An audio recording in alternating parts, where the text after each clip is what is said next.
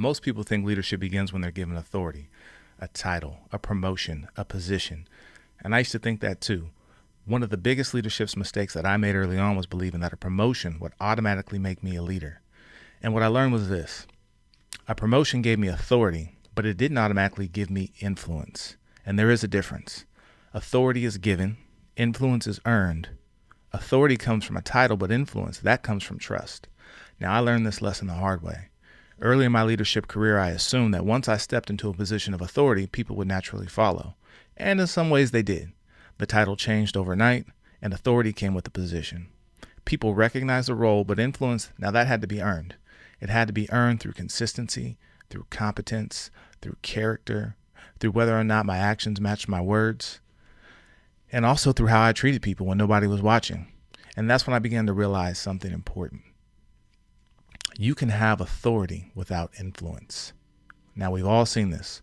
We've all worked for someone who had a title but struggled to earn trust from their people. The authority was there, but the influence wasn't.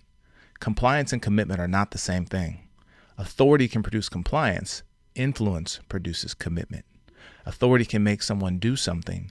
Influence can make someone want to do something. Now, over the years, I've had the opportunity to learn from some exceptional instructors. And one thing that stood out to me is this: the instructors with the greatest influence were rarely the loudest people in the room. They weren't always the most intimidating. They weren't the people demanding respect. They were the people who knew their craft, the people who cared about their students, the people who consistently showed up prepared, the people who invested in others. Their influence wasn't built on authority. It was built on credibility. People listened because they trusted them. People followed because they respected them. That's influence.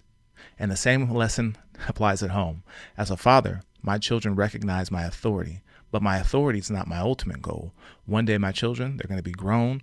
One day they won't live under my roof and have to follow my rules. And when that day comes, my authority ends, but influence remains. And that's what I want. I want influence.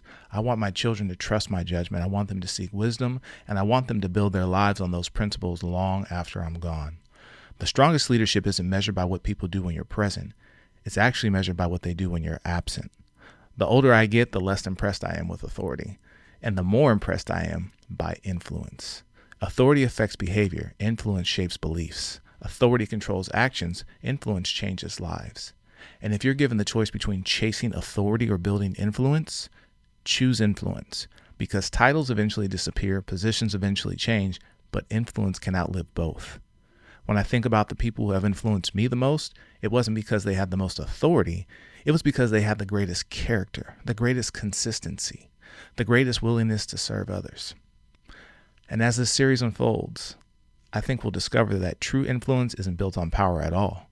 It's built on responsibility. It's built on sacrifice. It's built on service. And that's why influence carries weight. That's the weight of influence.